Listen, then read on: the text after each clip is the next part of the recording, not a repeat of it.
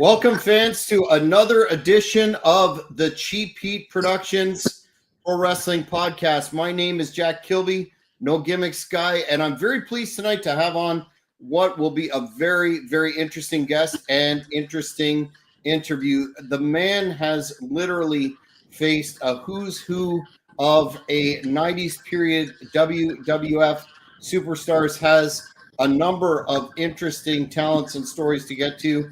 I would be referring to none other than the man on the screen, Mr. Nick Barberi. Nick, thanks for coming on tonight, sir. Thank you, Jack. Thanks for having me. This is one of the first ones I've done in probably 20 years, so this is exciting for me. Yeah, and I know when we put some promos out that we were doing the interview tonight, we got a lot of interest in some of the matchups that you had. But I think to give the fans an idea of how you got into the professional wrestling business, I'd like to ask, were you a fan of the business growing up? And if so, did you have any particular influences that you can point to? Yes, I was a big fan. So in the early 90s, since 1998, I probably ran my own two professional wrestling backyard federations. So when I was in middle school, I had the Prospect Wrestling Federation. That's where I was from in Connecticut. So we had about 6 kids from the neighborhood that wrestled on mattresses back in the day. And then when I went to high school, I went to Holy Cross. I actually met Just Incredible there. He was a good friend of mine. And we did wrestling shows. So we were running spots and matches and booking our own events since I've been in 8th grade. So I've loved wrestling since then. I battled my friends back in the day when Ricky Steamboat got his larynx crushed, and then my friends were selling us fake, and I'm fighting them saying, no, it's real. So I've been a part of wrestling for that long. That's awesome. Did you have any particular talents that would lend itself to the athletic side of the business? I heard a story about you. I got to shout out a good friend of mine named Al Matt, who mentioned that you were skilled in I guess physical performance art, so to speak. If you could expand on that a little bit. All right. In high school, I was football and wrestling and track. I was 3-sport captain, but I also had this showmanship about me that before Jackass, I would go to malls and I would stage falls, fall downstairs to get a rise out of the humans around me, I guess you could say. So I always had that reaction thing. And I think that's a piece of what I like about wrestling is the reaction, getting a reaction out of somebody. So I think that gave me the showsmanship to just be that superstar, or just on an independent scene. I just wrestled for the first time in 18 years. I wrestled 2 weeks ago, and every kid that came up, I was a heel, and they came up, I really liked you because how you sold to me. And I have a bunch of kids in line for me, and I'm the bad guy. And they're all there I was the hippie freak, Nicholas Richards. So they're all there in a line, telling me you were the most entertaining. You made me laugh. And I think that's a piece of what I really always found. I look for that reaction from a crowd. Yeah, this particular story would have occurred around 92 to 94 in a place called Lee's Famous Recipe Chicken in Waterbury. And he said that you took quite a fall. Could you fill in some of the blanks on that one? Well, I'm sure I had this one little spot that I used to have where I'd buy the food and I tripped over my own feet and I'd slap the floor and let the tray drop and the food slide. And I would often give myself free meals because all the floor was wet, and I'd blame it on them. Those little antics that I had about me. But I think that's the carny in me and the salesmanship about stuff that I like to do is just get that reaction from people. So before Jackass, I had a little gimmick going called Nick and Pete's Pranks. I was probably 19 years old, and I would go to every mall or fair in Connecticut and do these stage falls. It's on video. If you guys want to buy it, we'll talk about that. But yes, we used to prank people. Nick and Pete's Pranks, it was called. and it was really like that was part of my like showmanship, I think you would say. Excellent. What I guess But you by the were. way, how do you know about Lee's famous recipe in Waterbury? Because it's closed for like a decade. So there's somebody that's a connection here that's bigger than that. My friend is from North Bay and knew PJ quite well, and a couple of the Okay. other boys in the area. All right. So he Fair wanted enough. me to get that story out there. What at the particular? It seems like you were destined to pursue wrestling. How did you come to make that decision? I'm going to go get formally trained. And correct me if I'm wrong, but you were trained by Paul Roma, I understand. Paul was one of my trainers. I will give credit to Justin Credible too, who is known as PJ Walker. So I went to a Catholic high school. I was supposed to go play football and wrestle for a um, like a small Ivy League school. And when I went to like get to that point where the financial aid came in, I didn't get any. I got like 1/3 in financial aid, so I actually had to like change my plans for college. And then I went to like a branch school of UConn, like in Waterbury, Connecticut, where we're all from, PJ and I. So then we go to a branch school, and I was very upset about that. So I insisted on being like a pro wrestler. So when I insisted on being a pro wrestler, like we went to a place in Orange, Connecticut, and then Paul Roma had taken it over from David Schultz. They ran the camp together. So me and PJ went down there and we started training with Paul Roma. And that led us to like and good friends of mine, Tony DeVito, I love him, Mike Bell, may he rest in peace. Like the four of us learned wrestling with Paul Roma. From there, then we started getting jobs. So the first one was me and PJ went down to Florida in like early 93 or late 93, and we started doing jobs for WCW Worldwide. So I had an awesome opportunity. I wrestled Ricky Steamboat was my first match, which who's wrestled Ricky Steamboat, and that's like a really like a prideful moment in me. I wrestled the Nasty Boys, Kevin Sullivan, uh, Vader. So there was like 4 or 5 people that I went, and it was really cool because it was at Universal Studios. So we the tapings were done like as a studio audience, so it was like an attraction there. So it wasn't wrestling fans, but we wrestled like 3 days a week, and we also like it. We stayed at all the same hotel together. Like it was a really cool like my first thing. Like I'll relate my experience to the '90s movie Almost Famous because that's what I like. 19 years old, and here I am with the people that I idolized, and now I'm on the road with them. I'm playing volleyball with Dustin Rhodes and Paul Roma, like just things you never would expect in your life, and that's the stuff that I like really hold true, like to like my experiences. It's interesting you mentioned Vader. Did you he had a kind of a mixed reputation as to how he handled some guys in the ring. What was your experience like with him? Was he stiff? No, he wasn't stiff. I was scared shitless because he just broke someone's back like maybe a month or two before. So then Yeah. I'm like petrified of it, you know. But he was very light, and I think that came down to the worker more than you know, like being intimidated because that's a piece. Oh, we lost Nick briefly. It'll click off. So that's a Yeah, piece you're of you're back. everyone there. Like the more confidence you had, and I'm 18, 19 years old. The more confidence you had to them, the more they respected you. If you were nervous and like unsure, then you got like a simple jobber match that they had the advantage.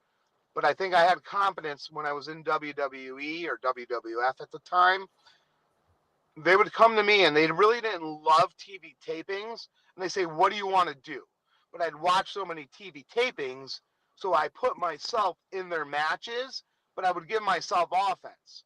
So I have a really good friend, Tim McNeely, which maybe you can get on the show.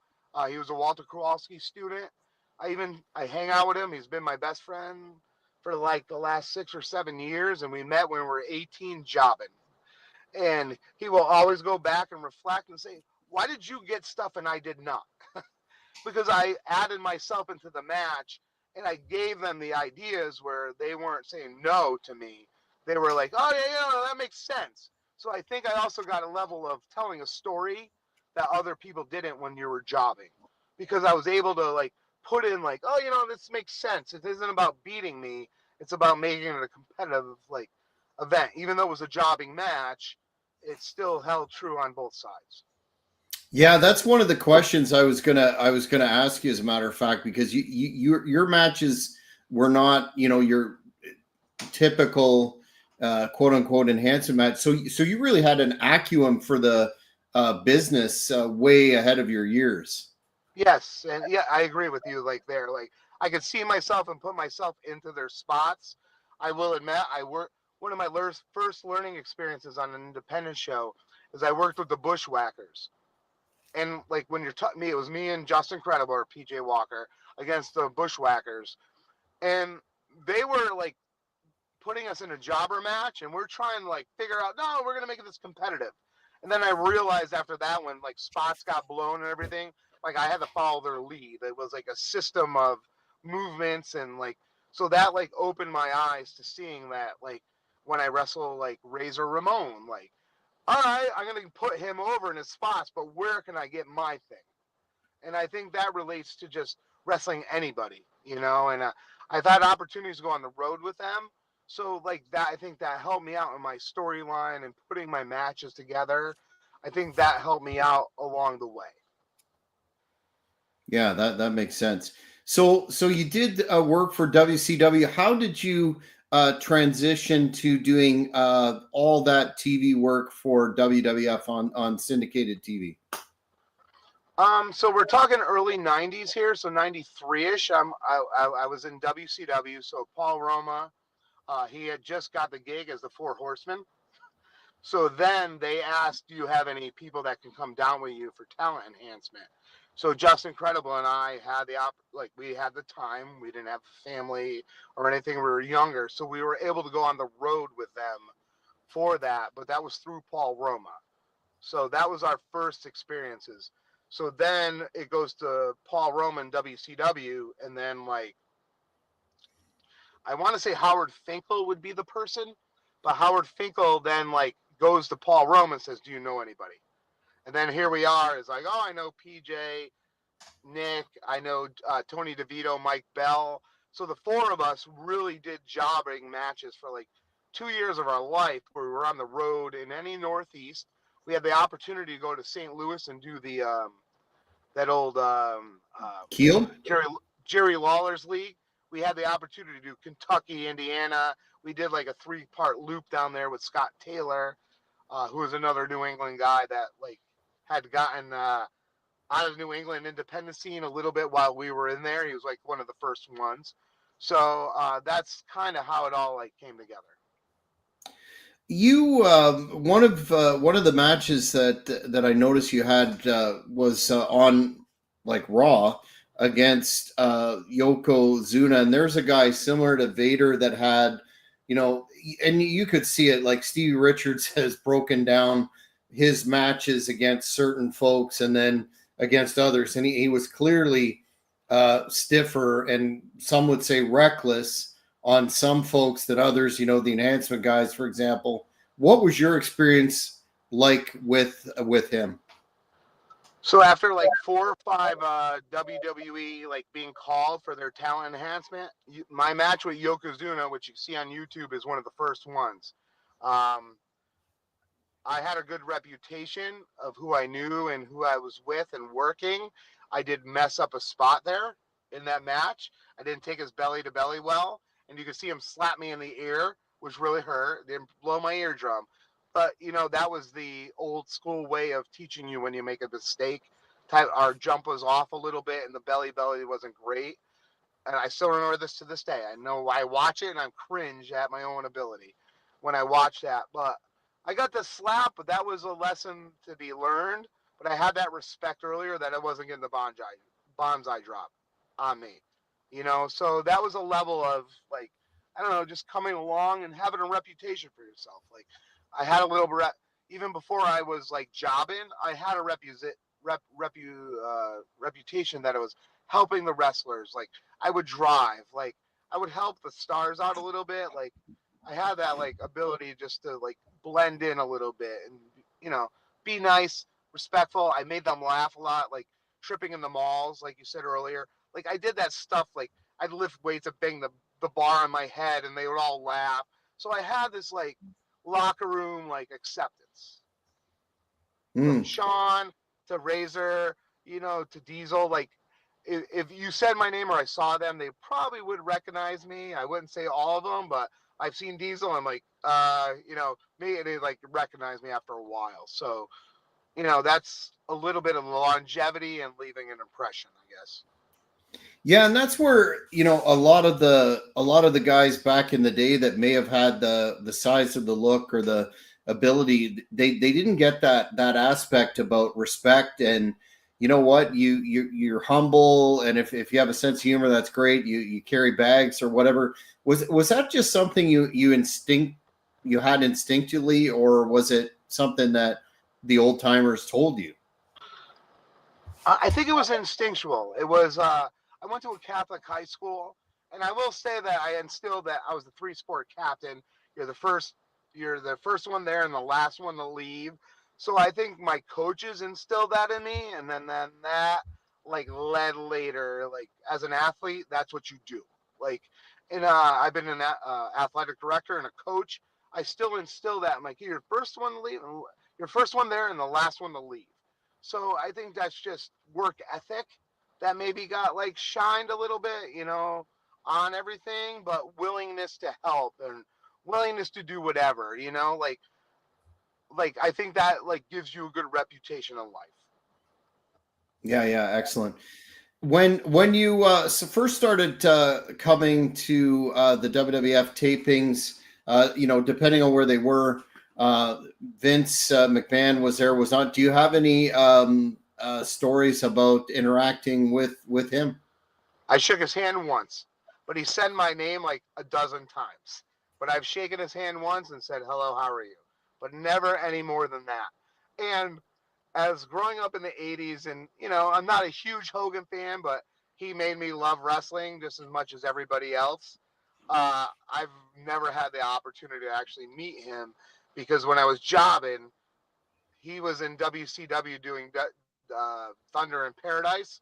So like I missed out on even like shaking his hand. So like those are the things that you realize along the way that I met Brutus the Barber Beefcake, which in the 80s, as a fan, I love Brutus the Barber Beefcake. I love gimmicks. I love the Mountie. Like, I think all that stuff is really good for wrestling, like the generic gimmick. And that's one thing as I run a wrestling organization now called Wrestling with Character Live. And it's very much based off of 70s and 80s outlandish characters. You don't need to know who they are. You could just associate with them when they cut in the ring. And if it's a bully against Mortal Kombat guy, you're going to appreciate it because you have some association. So that's been a neat thing that I've been able to bring to life after, leaving wrestling and trying to get back in, because there's a level of the Harlem Globetrotters. Like, I love that model, but I want to be that for wrestling in the Northeast. That's my goal.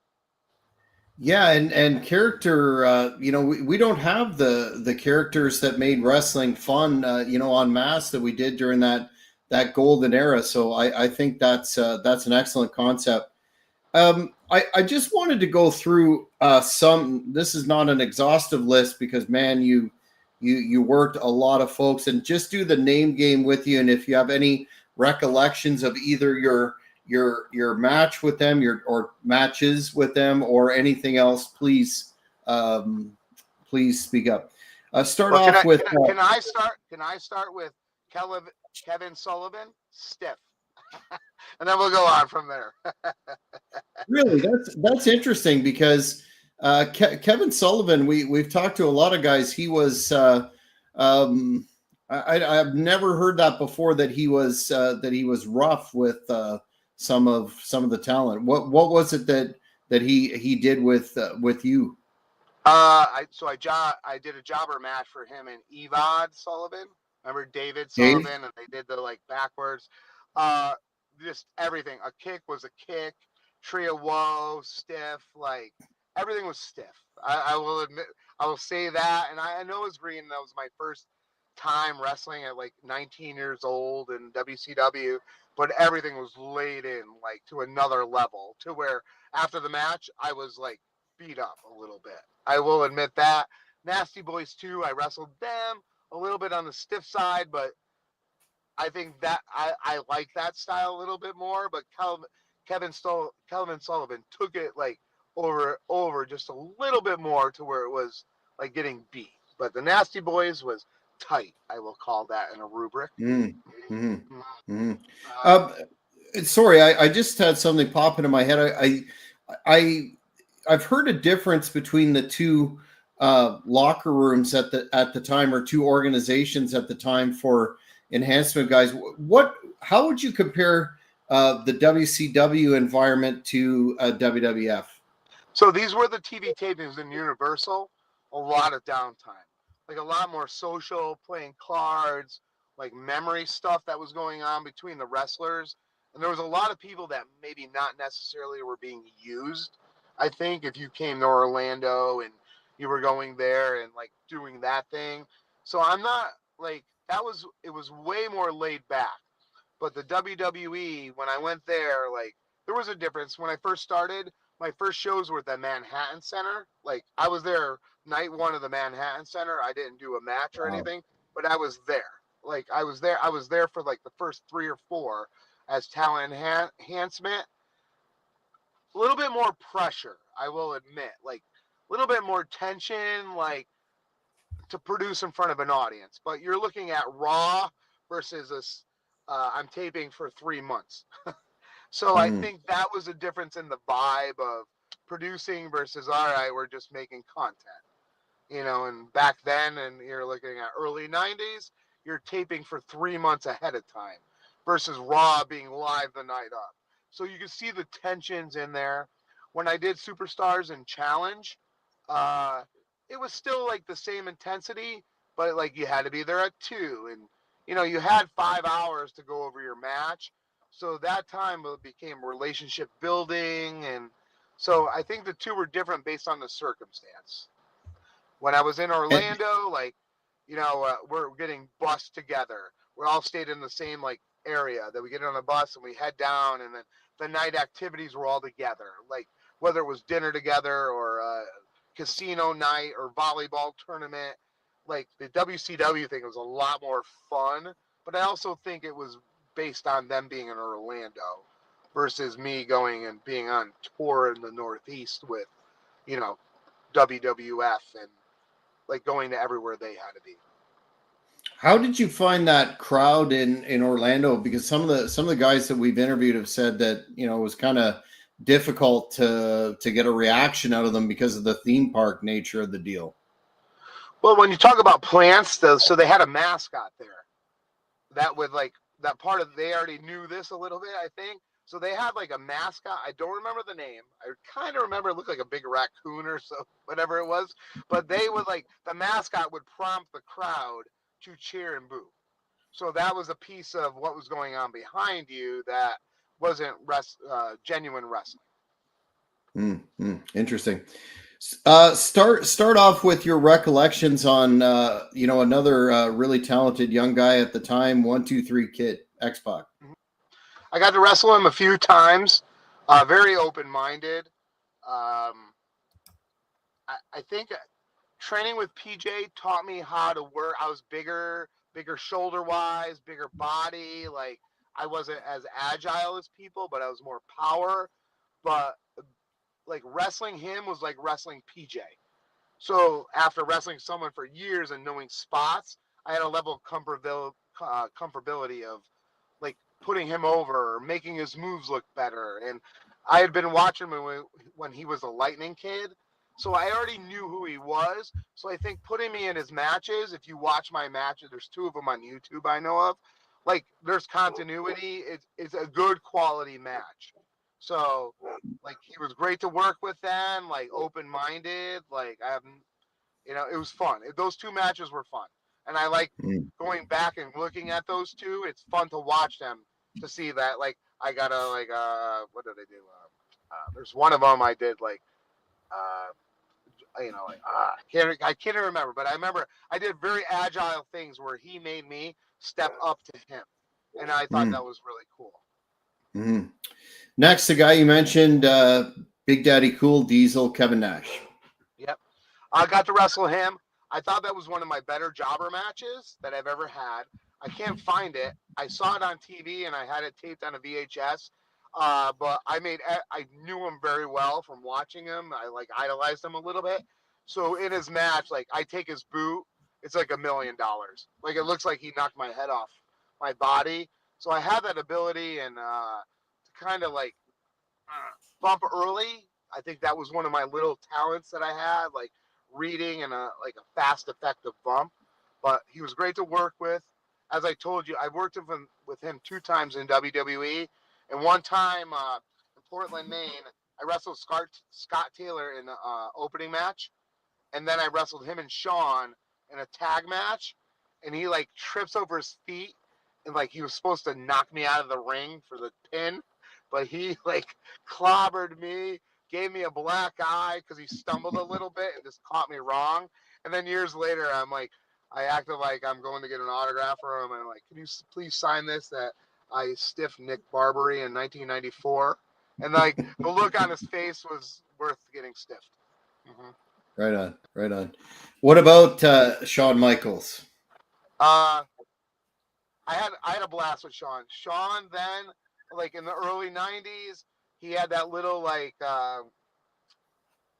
he didn't follow the rules a little bit, so he was like a little bit in trouble. But I had some really cool opportunities with him because of PJ. He loved PJ Walker a lot. Good friends. I was able to get in with him a little bit and learning psychology or just having fun. And that's the person I watched on TV that I enjoyed watching as a heel, especially. Like it was really fun time to like deal with him. Like in many ways, like you're on the road just traveling with each other. So it's not about wrestling at one time. It's about, like I said, I'm a jokester, like prank. Like I'm not bringing up wrestling stuff. I'm bringing up life with them as like an 18, 19-year-old. And I think they found enjoyment out of that a little bit because it brought them back to their roots about like just fun, laughing about simple things and all that. Mm-hmm. What about what a technician and a great in-ring worker this guy was, Mike Rotundo, IRS. I did get to work him once, I believe, in Westchester Civic Center there. Just simple. Just when you work a Ricky Steamboat or IRS or Mike Rotundo, you go in the ring and like if you know if you're half good, you're gonna be able to just flow with it. And that's what he was really like. It just happened. Like the match just rolled on and you knew what to do and he was a heel and just whether he's putting me in the right places or I know what to do, it was just so simple to work IRS. Lex Luger too was another just simple wrestle. Like I mentioned, if you watch their jobber matches your whole life, you can put yourself in it and make it good because you've already seen it done. So I think that was a piece of like how I was able to get in there and be requested. Like Pierre PCO requested me. Adam Bomb requested me because they knew I would get them over. Like I knew what to do to like make them look better, and that's what the point of a jobber match. Mm-hmm. And still, like you mentioned, you made it an interesting encounter, which kind of goes against the conventional, which is a question I want to ask you in a bit. The conventional wisdom that enhancement matches are so boring and they can't be entertaining. I think it's the absolute opposite. I agree. Like, and I think that's the worldliness of putting yourself, being a fan to the point where you could put yourself in and tell the story too. And I think my piece of storytelling in a match, like, has a lot of strength when I was in an independence. Like, a lot of people are like, I tell a story with my body and my actions or my words, but it all comes out to like prove an end. Like the finish is proving what I just did. And I think like I've been able to like bring that storytelling to life in my matches a lot, whether it's jobbing or even on the independent scene. Like good, bad, and ugly on the independent scene, it was still like a story and someone understood it at the end.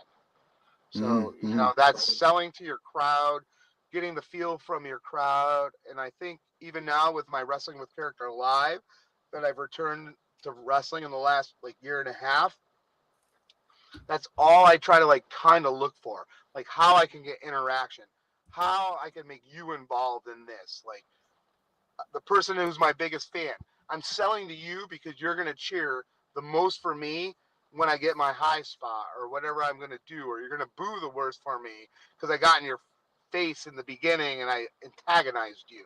So it's like learning how to like work your crowd. And as a teacher and as a physical educator or as an athletic director that I've been, I think I've taken that skill set to my like um, awards productions, to my teams, to my citizenship initiatives. Like that's all like what I brought into my teaching too, that wrestling taught me beforehand, you know, to kind of like make it a show. It's a show. Yeah, absolutely. A guy I saw you work that is one of my favorites, hell of a talent. He was known as Skip at the time, but no gimmicks needed. Chris Candido. Uh, you talk about like I wrestled Owen Hart and like he passed and that was hurtful. But Candido, you know, when people pass and you hear about them and you met them, I still remember the day I was in a workshop in East Hartford, Connecticut for something like I don't remember what, but I get a call that Chris Candido had died, and I had known Chris for probably like 6 years before. He was good friends with PJ Walker. We jobbed together. He would come up from Jersey to Mass, and we would train together in the ring. So I like learned a lot, but I also had like an equal effect. I wasn't a jobber to Chris Candido. I was equal to Chris Candido, you know, and that was like a really good thing when I got in the ring and I like try to get myself better back in the day, you know, and then we all go and then we're in TV tapings and he gets a job as Skip and Sonny's there. And that was all like, I'm that age. I'm 51 right now. So we all kind of came in together at different, like PJ Walker and Chris Candido, Mike Bell and Tony DeVito. Like we were all in the same like era. Scott Taylor would be another name. Like we were all there trying to make it for ourselves. But I think we were like a team more than against each other, you know. So that was like a positive thing that we all like made each other. And like when we got a match together, Scott Taylor, like we were trying to make it better. Like we were trying to do like revolutionary better stuff back in like the early 90s, which like I think it wasn't us as much as I think the 90s early generation had that idea to like take it to the next level, and the Shawns of the world were there to like bring it to the next level themselves, you know, and get out of that 70s and era age and move it up. Absolutely. The Road Warriors. I got to wrestle the Legion of Doom, so I saw that you guys promoted this like on your thing. But I have something to admit.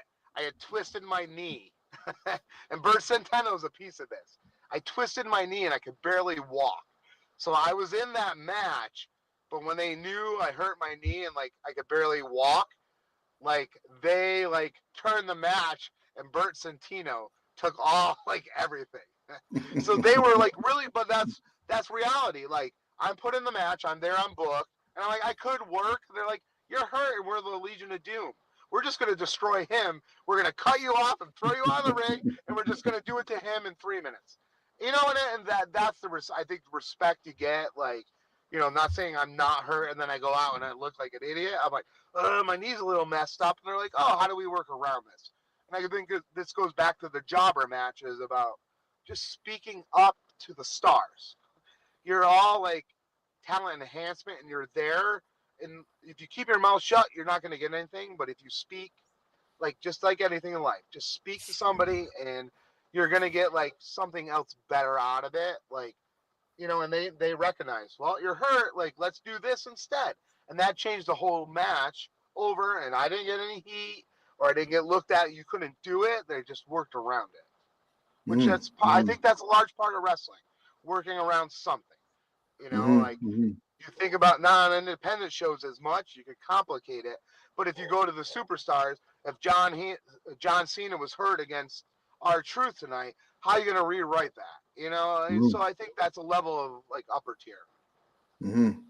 One of the matches I watched for our interview was you against Triple H, and I noticed right away you got like something going with him and a story right off the hop, and I was fascinated by that match. Can you talk about your experience with him?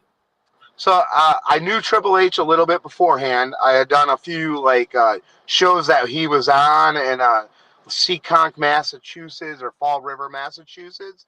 So I have known of him, and he knew of me. When he went there, when he went to WWE, that was his early like Hunter Hearst Helmsley gimmick more. So it was telling a story in there. Like here I am. We know of each other, and now we're in there. He's given me that respect to like get some things on him to make him look better. So the slap on him that I had in that match, I can still remember. And the spots that I got, I almost pinned him. That was to tell a story and make him look bigger. If he went out and just beat me down, what would you really care about Hunter Hearst Helmsley as a prude, snotty heel? So, like, he needed that, like me in there to do that little spicing up to, like, make him look better. Like, don't slap me. I'm going to beat you down. So there was a story in all that versus just kicking and punching and taking a pedigree. Yeah, before I get to a couple more, you've highlighted something that I think is I want your take on the fact that and a lot of the vets have mentioned this too. They decried the lack of psychology and not to pick on one organization over another, but AEW, that seems to be a spot fest, and there's none of what you're, generally speaking, of what you're talking about that makes, and even in WWE to a lesser extent, but it seems to me that this work rate and this Meltzer 5-star obsession seems to have eclipsed the basic storytelling that you're talking about, or psychology. What are your thoughts on that element of the major companies in the modern era? Wrestling's evolved. So I talked to you about my company, Wrestling with Character Live. We take 70s and 80s wrestling like an art form. I look at it like art. It all changed throughout the like generations or 10 years if you look at like wrestling. So like now I call it TV wrestling. They're looking to make their times and make their TV tape in, and they're trying to force their story. Whereas I think that the 70s and 80s, it focused on a character and getting the character over a little bit and telling a story more, like the villain against the hero. It's heel babyface. People talk about Wrestling with Character Live. We talk villain and hero because that's really what it like simply comes down to, and it's more elementary that way. So I don't enjoy. I've been watching and reading wrestling like for 30 years. Like whether it's cage side seats, I'm a big advocate of reading them every day, or I watch what they feed me because I don't watch every single wrestling match but I watch what they feed me on social media, and it is more like not that storytelling anymore, and it's more of putting over their character to get to the next show to sell something, where I like the character involvement and the believability, and put yourself like Wrestling with Character Live, put your cell phones away is the first thing we say in our monologue, because we want you to enjoy the environment and all the little Easter eggs that come with wrestling. the little funny things that you're going to laugh about, not what you're filming. So I think, that's something else we've appeased to a generation where we're waiting for them to get their cameras to film and make that moment where like I like to like make that moment come alive a little bit. It's that believability piece that, this is real. This is real right here. And we might have a Mortal Kombat person against a basketball player, and you're going to see the basketball player do his moves in the Mortal Kombat, and you're going to really enjoy it because you know what's going on. And I think wrestling's lost that along the way where everybody's a tough guy, everybody's the same body type. It's very few and far between from the Bronson Reeds versus everybody else that looks the same. So that's where, like, I mentioned the Mountie and Brutus Beefcake. That stuff really inspired me. And nowadays, as I'm 51, that's what I'm trying to do in my own little wrestling thing is bring that 70s and 80s feeling back to life. And one of the catchphrases we have with that is bringing you back to bringing you back to why you knew you loved professional wrestling. And it was that storytelling and that believability that makes, like Santa, that 6-year-old believes it's real. And that's what I really like about coming back to the business now is what we're trying to do with my Wrestling with Character Live and a brand and a concept is making that believable character for young kids. That way they can like wrestling like we did in our era later on with the more intense TV wrestling that we're watching, set for, commercial breaks or preparing for the pay-per-view. I like the more one-shot environment. When I grew up, I used to go to New Haven Coliseum, and at New Haven Coliseum, they used to promote the matches next month in Hartford, Connecticut. And so that was what I loved wrestling, and that's what I'm trying to do coming back to wrestling and doing my independent, and trying to make something different in Connecticut, Massachusetts, and New York. Awesome. Well, we'll make sure we get all the details where the fans can keep up with that.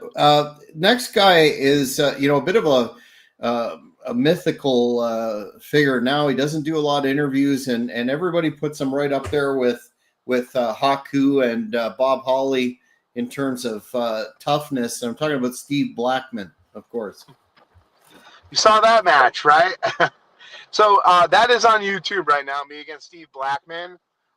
Very open-minded. A lot of the spots, that was in New Haven or Hartford, I believe, that match doing. He let me call a lot of those spots. Like there's a trip spot where I fall on my face. He leg sweeps me. He gave me a lot to call in that match, which I thought was really, really cool. Really nice guy. I don't remember much besides him giving me full, go ahead, tell me what we're going to do, which was really cool, to be in a jobber, and then you're the one calling the match for somebody who's getting, who's under contract and getting paid. So that was a really, neat match to me. Last out of this section, I'd be remiss if I didn't mention Scott Hall, of course, given the connection with PJ, etc. Yeah. So he's one of the wrestlers that in the 90s I probably got to hang out with out of everybody more than not because I drove him a lot around, from town to town. He loved to call me Dog Boy, actually, because I used to wear my hair up like Kramer. Back in the day, if you watch some of my jobber matches, I used to purposely Bull Nakano my hair a little bit. So I just remember good, fun things with him. Always fun. Whether we went to a diner, he was always working, making people laugh, teaching you how to do antics and interact with people without anything else. The waitress over and not giving them a hard time, but 5 minutes of just going back and forth and just learning how to play. Just, I guess you could say, dance. It's a dance. He taught me how to do that. Scott Hall, he took me to my first strip club that I've ever been to in my life when I was 19 years old, Scores in New York. And he looks at me and he goes, don't ever fall for a stripper because they're more of a worker than a wrestler. So, like, I was like 19. Then that's where I go back to Almost Famous, that 90s movie. And if anyone's not watched it, it really is a very good movie for just teaching how someone young is going into a business and getting caught up. So that always reminds me of that. Yeah, pretty sage advice. One of the points of interest in your career that we put out there to promote our interview that a lot of fans were talking about was your March of '95 when you faced Owen Hart in the WrestleMania public workout in Times Square. That was wow, what a huge stamp of approval there. How did that whole deal come together? Definitely the proudest moment of my life. When I saw you guys posted that, I could not help but like throw something on that because that is a hidden piece of like wrestling history. I think all in all, there was 5 matches that day. It was a very unique experience where they brought us into a hotel in New York, and we all like were in a lobby or like a conference room, and we went over. I was supposed to wrestle Bob Backlund. Oh So I wow. go over my match with Bob Backlund, all said and done. We break from the hotel. The baby faces get on one bus with Lawrence Taylor. The heels get on one bus with the other. And if you go back to the Heart of Gold, that's the only match that's ever been released for that event that was done in Times Square on Owen Hart's DVD. It's on, I think, the first DVD there. So we're parked across the street, and the cars are going on the street. The ring is in the middle of Times Square.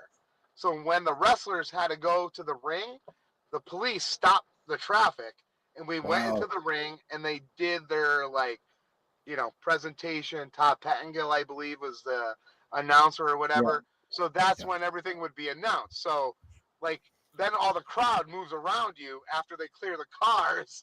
Then the crowd's all around the ring. So that was a neat piece. So I'm on the bus, and they're like, "Oh, we have a change. You're not wrestling Bob Backlund. You're wrestling Owen Hart." But Owen Hart's on the other bus across the street from me. So that match was catch can, all called in the ring. Everything that was done in there was not planned, and I think that's why it's another not only that it's Owen Hart, but that's a proud moment of mine to go in there and catch can a jobber match without even talking beforehand. And I think that was a little bit of epiphany of like my ability as a jobber or my ability as a wrestler too, because I did have a lot of not tryout matches for me, but I had a lot of like dark matches that were tryouts for Jungle Jim Steele, Scott Taylor. So I was a jobber that always got put in with a lot of the people getting a job. So, after a while, you're kind of waiting for your turn a little bit. But like I had mentioned, when the buyout of WCW and ECW happened, everybody in wrestling went right to the bottom because now they're picking from a larger pool. So that was unmotivating in like trying to be a wrestler who just got a round of applause from Nova, in a tryout match in ECW, and everyone's like, "Oh, you're coming in," and Just Incredible wrestles Razor Ramon that day in New York, like huge ECW event, like the biggest. They're gonna continue, and then a month later they're done. So then like it's like a level of deflation that kind of happened in the wrestling world. And at one point in your life, you have to make a decision like, am I going to go and be a teacher or am I going to be a pro wrestler? So that's kind of like in my life, that was like the one moment where I needed like focus on myself versus trying to be like the next wrestler or famous wrestler. Well, I think it speaks volumes that you got the call to be in that, and they had confidence in you, and then you hung with Owen the way that you did, and put on an entertaining match. Was there ever any discussion there about, hey, this kid's young, He's got all the tools. He's got the right attitude. Was there ever something about, we got to give this guy a developmental or something like that with WWF? There was no developmental, but you can go back to Chris Candido and Tom Pritchard, who were doing the Body Donis. That was like right, and Rad Radford was right around the time. I fit in with them a lot, like who I am and my antics and all that. So there was like push from them to say, hey, like give Nick a chance. And I know Justin Credible even did the same thing. Is like, hey, what about us? And there was talk about like a sign. Remember, I told you I used to wear my hair like Kramer, like, and he was like, they used to call him Seinfeld. So there was like even like, hey, could we do like a Seinfeld Kramer tag team? So there was a level of that, but it never made it like more. And I think the little. Oh, we lost Nick again briefly. Hopefully he'll come back. Hopefully quickly. Otherwise, we'll have to have him back in the studio in a second. I think he's obviously having some technical difficulties. I'll just punch him out and then bring him back. This is what happens with live television. But what an interesting guest. What a story. And I think he's highlighting the fact that, man, it was almost a completely different business back then, where enhancement guys had such a contribution to make to the business in terms of getting stars over, advancing storylines, and making sure that character development took place. Again, one of the major knocks on modern wrestling is the fact that there doesn't seem to be the level of psychology and storytelling that there was during Nick's era. Hopefully, we'll start to come back to that. I wanted to get his information in terms of his company, so hopefully he'll be. Here he is. We hooked this back. You're back, sir. You're back, sir. Good? You're good. You're good. All right. You were just good. talking about. I made a mistake because I thought maybe this was right after you, but I thought Les Thatcher was running Heartland Wrestling at the time, that first developmental sort of deal, but that wasn't there, you're saying? No. I was done like 95, I think. I did like a jobber match in like 96 and 97, but in 95 was my last like jobber match. And a little thing I think in the history of jobbers, and I'm not sure it's ever been talked about here, is when I was a jobber, I had Tony Gurria, Rene Goulet, Tim White, and Howard Finkel. They were booking me. But what happened in the 90s was they brought in Jim Cornette, and then Sal Sincere, T.L. Hopper, the Goon. They took our jobber spots away from us, and talent enhancement like went to the wayside from the 90s. So I think that in the history of jobbing, Jim Cornette really changed like that aspect of, having the Mario Mancini, the Nick Barberi, the Tony DeVita. That changed because they thought, well, let's just we'll make our own jobbers and we'll use them. And that, like the Sal Sinceres, like that era, those 5 or 6 guys that they Ready Joe Floyd never really made it, but they took all our jobber matches away, and then it changed the face of talent enhancement. Yeah, I think that was clearly a mistake. You team with a guy that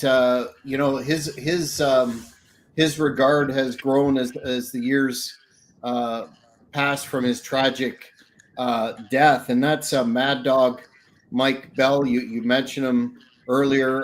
One of the guys on the pantheon with yourself that you referred to that could really bring it in a match and make it more entertaining. I wanted to get your thoughts on his infamous encounter with Perry Saturn. Saturn has come forward recently and provided somewhat of a revisionist history of that match when it was pretty clear what happened there. What are your thoughts on that matter and working with Mike Bell? So I was there, and I think as professionally and a friend, I definitely teased him and probably gave him the business a little bit. But I think Stevie Richards really like encompassed that match a little bit on his podcast. I did watch that. I sent it to DeVito, but you see how there was a lot of mistiming and everything, and who was right or who was wrong. And the one thing I picked from Stevie Richards is there was nervous energy to start. And like any match, like if you don't have that chemistry, you're going to be off a half a second or that timing. And it takes some time to get there. So like it looks worse than it was. Like, I don't think Mike was really ever. And I remember it's not like we had to put him to bed that night. He probably went and hung out and laughed and partied with us just like everything else. But I don't think it was as bad. It just looks bad from a wrestling point of view of a couple botches. But like when Mike takes the stairs, that was all Mike. It looked good. He didn't whip him in. Like, they ended up getting back, but that's a piece of wrestling, I think, that the fans don't see and they like interpret after, like, oh, look at how he beat him up. No, they got anxious in the beginning. They were off on their timing. And they pulled it together, and some things looked better than others, and it all came together at the end. And I think that's wrestling a little bit. I don't think there's anyone's fault. Like I just watching it again and like being that kid that was snickering, that 19-year-old 20 snickering that Mike like messed up. It was just really an off timing by the both of them, and they really recouped. They made it look believable after the fact that you thought something was wrong. It wasn't as bad in the beating after the fact. So in my mind, they brought it back into believability. I think what the fans and commentators have focused on is when Saturn dumped him out on his head. Yeah, Mike on his head. I saw that. And a little bit, it was Mike being like Stevie Richards talks about this. Mike was dazed. That's the simplest bump, grabbing the rope, putting your hand and taking your feet out. And I think Mike was dazed a little bit, maybe forced. And it happens. It happens in the indies more than people see or saw back in the day, because it's that nervous energy that starts a match. Like one person's moving quicker than another. We're off, and I'm trying to make up for it, and you're still not on the same page with me. But if you go back to that match and watch Mike take the stairs, that is when they were back on to getting that nervous energy out and back to pro wrestling. And that was planned, him going into the stairs. So that wasn't malicious where Saturn was trying to kill Mike Bell. That wasn't there real. And yeah, and I think a little bit in the indies, when someone made a mistake, that was what you were taught to do, is get on them and get them hard and make it real and then go back to being wrestling. And I think that was a little bit in the middle, but I don't think it was what we all saw on television. It was just like a little bit of a botch, miscommunication, and then 6 minutes you start believing something else. Yeah, fair enough. Ibzan is asking, did you ever see Owen pull ribs? And he also wanted to know your thoughts on Gorilla Monsoon, if you had any encounters with him. So I never really met Gorilla Monsoon, probably the voice of my era. Like when I've done like comic or wrestling con conventions, I'm like sometimes at Jim Ross's booth, and I hear people like, you're the voice of my youth and all that. And Gorilla and Bobby Heenan were that of mine. Like the antics, and I will always appreciate primetime wrestling. Nothing will ever be like that ever again. Because that chemistry that went back and forth between them, you can't replicate that by writing. I fully don't think at all. So, going back, who was it before Gorilla Monsoon you mentioned? So I never really met Gorilla. So who was the person before? Who did you just mention before Gorilla? He wanted to know if you saw Owen pull ribs first. Now that's the one. Yep. So yes, I did see Owen pull ribs. So Owen pulled ribs, and one, I could have got fired because he instigated me. So that instigation that I had in Prankster, I played rugby. I understand that area of like razzing people. So when we were jobbing, I would like become friendly with Owen and Radford, which was Louis Spicoli, because that was also them.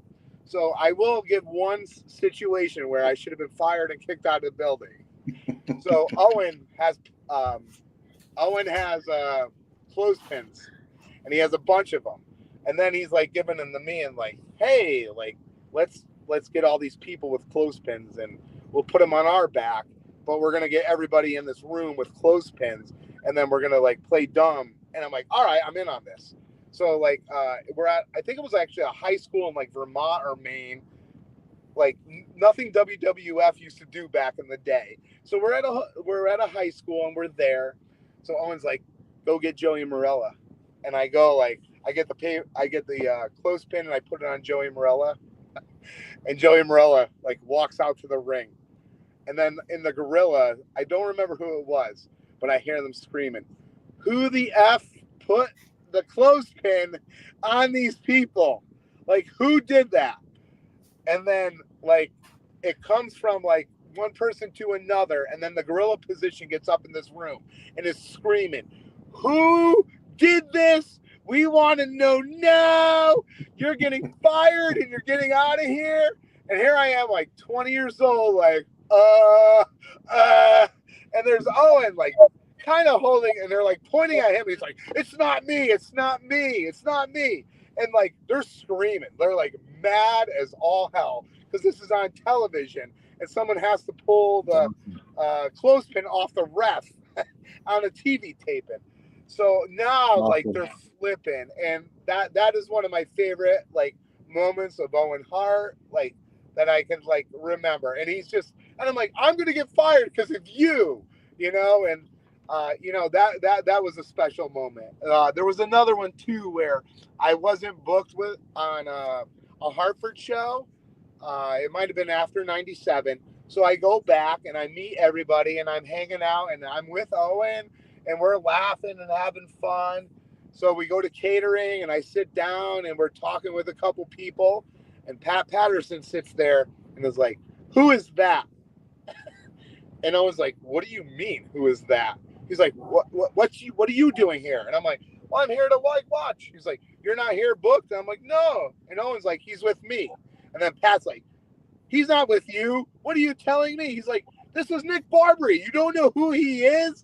And it was really a jawing back and forth where like I could get kicked out, but he was like playing the role and like putting me over like $1 million and just confused Pat Patterson to the point where Pat just got up and just like left and walked away because he didn't know.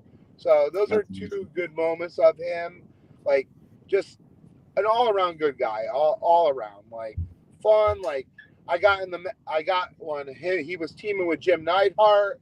I would go in the ring with them beforehand to like learn double T moves because they didn't work together a lot. So when they started working together, they needed to like figure their like timing out. And I remember going in there with him in like Delaware, I want to say it is. And they're like, "Listen, whatever you take, you have to sell because all the people in the arena are watching." And it was like a different thing. And they were giving me everything. And I would sell. And part of it was me selling into the next move, like where the people around me are believing that, like, "Oh, my nose is hurt." And now they're putting me in another move and they're hitting me again. And now my stomach hurts. Like, that was another cool moment that I had with him. Right on. Before I get somewhat of a summarizing question, and then we get your details in terms of where to find your promotion and your socials and all that good stuff. You mentioned you had a tryout match with ECW. Who was that against? And did you, of course, run into Heyman, or was he gone by that point in time and you're dealing with Nova, etc.? Dealing with Nova, Supernova, actually.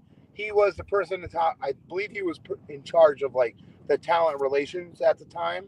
I wrestled the Rocket, Fred Curry Jr., Wild Bull Curry, and all that, the family drama. And the Indies, Freddie and I are good friends. We made our own feud for like 2-3 years in the New England Independence, where he was my arch enemy, and then we came together, and then we were arch enemies again. So, in the 90s, before the internet and all that, that was a piece that I had with the Curry family. So when I got to wrestle Fred there, that was like a good moment where the chemistry was there, and he was a genuine baby face, and I was a genuine heel, and it really went together where we did get a standing ovation at the end. And you're like, oh my God, I'm gonna this is my next step. And then 2 weeks later, they're bought by WWE, and you're like, right on the bottom again of everything. And part of it was I was the hippie freak Nicholas Richards then. I had long hair down to my chin. It was curly as hell, and it had blonde streaks in it. So it was like a push to be curly in the curly in the baldies. You know what I mean? So that was I was like, oh my God, it's gonna happen. And then everything went south, and then that was my time in 97-ish that I'm like, I need to move on with my career and do that. Yeah, that's too bad. That would have been great. In terms of we've talked a lot about enhancement guys, and you've provided some insights that, quite frankly, we've never heard on the program before. So thank you for that. It's been very fascinating. But do you have an opinion? You named some of the great enhancement guys that you've worked with, and there's a long list of names that really added so much to the product. The generation before you. You mentioned Mario. On and on and on. Do you think there should be a place for enhancement guys in the Hall of Fame, or some form of recognition in that forum of the contributions that they made to the business? Not downscaling it, but I don't know what level, but Hall of Fame, I would not say that, because the people that aren't in the Hall of Fame, that maybe an enhancement person has never even stepped to their level. Is there a level of the Brian Costellos or the Mark Stars or the Russ Greenbergs? There is that, but where does it fit in wrestling besides a YouTube channel that I know promotes that? I don't know where that level would go. I honestly don't know, because I've done great things, but I've never done it. You know what I mean? I've never been under contract. So where do you draw that level of, I supported the cause versus getting recognition? In the Northeast, we do have a New England Wrestling Hall of Fame that does acknowledge that. So that is a level I think that it is acknowledged at. But nationally, I don't see that yet. Maybe in time, but it would be really cool. But there's still other people that we need to acknowledge in the wrestling business before we acknowledge the Nick Barberis or the Mike Bells or the Mario Mancinis of the world. We're there, but there's other people like an SD Jones or the jobbers beforehand that really made jobbers cool or understood. So in time, yes, but right now I don't think we're really there. I'm seeing some of the wrestling cons are starting to bring the jobbers in, which is a huge movement in what you're saying. Mm-hmm. I think the suggestion was maybe not one of individuals, but some form of special recognition. Here's a spot in nationally in WWE for all the guys that contributed in that area, and just raise the fans awareness of them, and just get that pat on the back, not necessarily this guy overtaking this guy, demolition or whatnot, but something along those lines. But it's probably a process. You know what? And what you say there, if I was thinking into a more current situation of acknowledging people, and help me out here. The WWE show now with Ricky Smokes and those guys that like beginner league. That NXT. yeah, that would be a good place to acknowledge, I think, the jobbers of the past. Like, I don't think it fits in like, you know, your Raw or SmackDown or your Slammies or your Hall of Fame, but where they're like starting to bring the independents in now with that LFG stuff and all that, like with the Undertaker, that I think is the area that you could acknowledge the jobbers, because they were all at, back then we didn't have that like level to get like noticed and platform to be seen. So now give the veterans of that time, that era, where, you know, post a few jobber match highlights, and I think that would be a great place to put it. Mm-hmm. Absolutely. My partner, Morris Shortle of the Emerald Isle, is mentioning what we talked about before we came on air. You got a big match coming up June 1st involving Enzo Amore and Ireland's next big thing. Why don't we jump right into the plugs and where everyone can check you out? Yep. So, like in 1999, I started a wrestling federation called Millennium Wrestling Association, the MWA.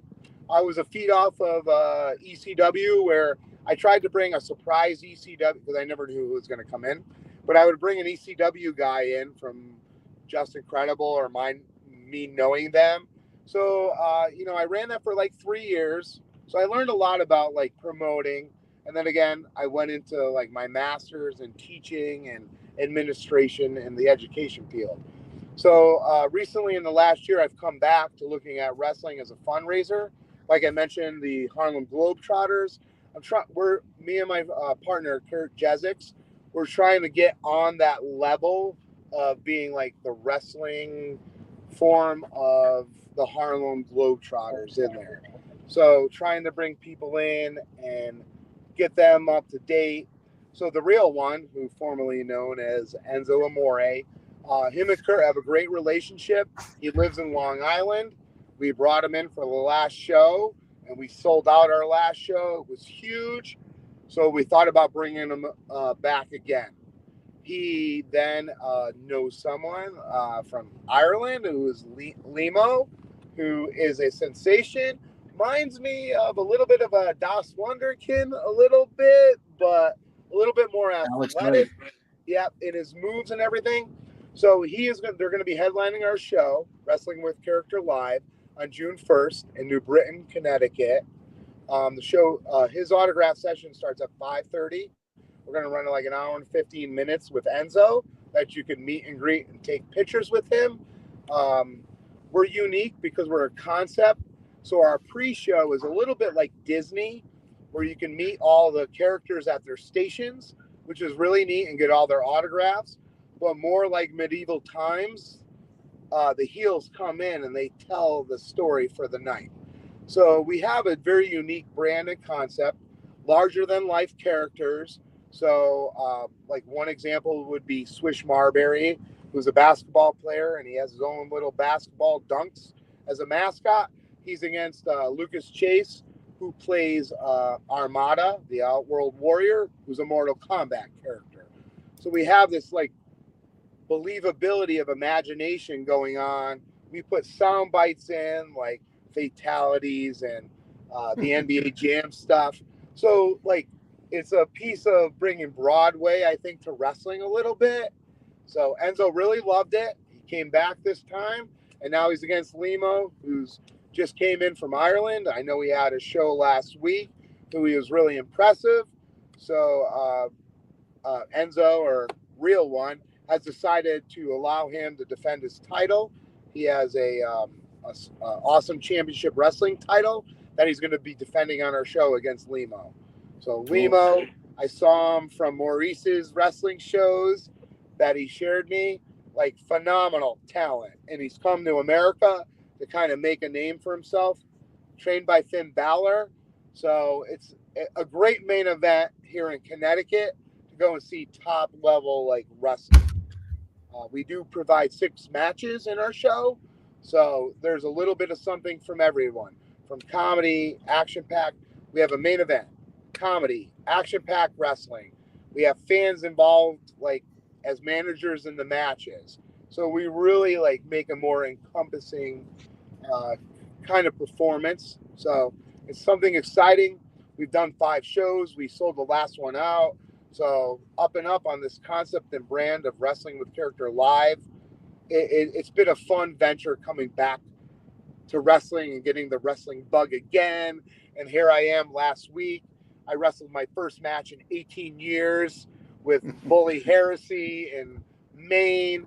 So like it's brought out the kid in me again at 51 years old. And I can kind of still do it, which is even more fun because I really love entertaining the crowd. Where can the fans find all they need to know about your company and you personally on social media? So on Instagram, and a website, Wrestling with Character Live, all one word, really long, is what we use. On Facebook, I'm my own personal name, Nick Barberi, where I've attached myself to all of your stuff as well, that they could find us. But Wrestling with Character Live is our genre and our concept. So whether it's a website, Instagram's our strongest platform. Facebook, you'll get all the same stuff pretty much, but that's who we are and what we're doing. Well, Nick, I really want to thank you for your time tonight. It's been both entertaining and informative. We're definitely going to stay in touch, and I really want to check your company out sometime. It's a reasonable drive for me, but until then, again, thank you for being on the Cheap Heat Productions podcast. Thank you for reaching out. I really appreciate it. It's great to be acknowledged and be able to promote like what I'm working on now. So I appreciate you inviting me. Well, fans, that's it for this edition of the Cheap Heat Productions podcast. Make sure you hit that subscribe button, notification button, and you won't miss any of this unique content that we strive to bring you. I'm Jack Kilby. Thanks for watching. Thank you for watching this video. Please give it a like if you enjoyed it. Be sure to follow us on all social media platforms at Cheap Heat Productions. Don't forget to hit the notification button and you won't miss any of our upcoming interviews, recurring programs, or entertainment products. Thanks again and keep watching.